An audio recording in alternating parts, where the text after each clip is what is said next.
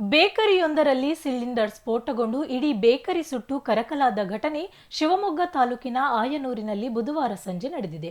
ಆಯನೂರಿನ ಹಣಗೆರೆ ಕಟ್ಟೆ ರಸ್ತೆಯಲ್ಲಿರುವ ಎಸ್ಎಲ್ವಿ ಅಯ್ಯಂಗಾರ್ ಬೇಕರಿಯಲ್ಲಿ ದಿಢೀರ್ ಬೆಂಕಿ ಕಾಣಿಸಿಕೊಂಡಿದೆ.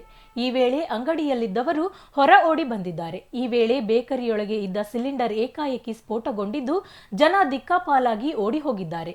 ಬೆಂಕಿ ಅವಘಡ ಸಂಭವಿಸಿದ ಬೇಕರಿ ಪಕ್ಕದಲ್ಲೇ ಪೆಟ್ರೋಲ್ ಬಂಕ್ ಇದ್ದು ಕೂಡಲೇ ಅಗ್ನಿಶಾಮಕ ಸಿಬ್ಬಂದಿ ಸ್ಥಳಕ್ಕೆ ಬಂದು ಬೆಂಕಿ ನಂದಿಸಿದ್ದು ದೊಡ್ಡ ಅನಾಹುತ ತಪ್ಪಿದಂತಾಗಿದೆ.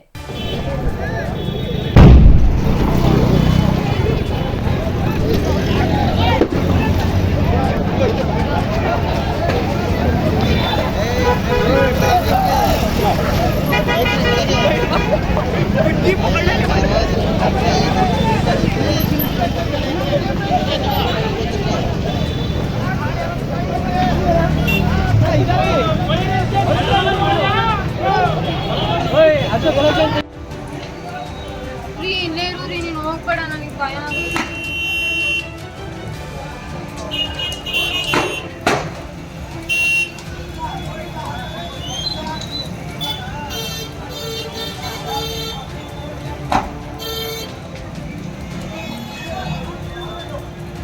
ಏನಾಗಿದೆ ರೀ ಅದು?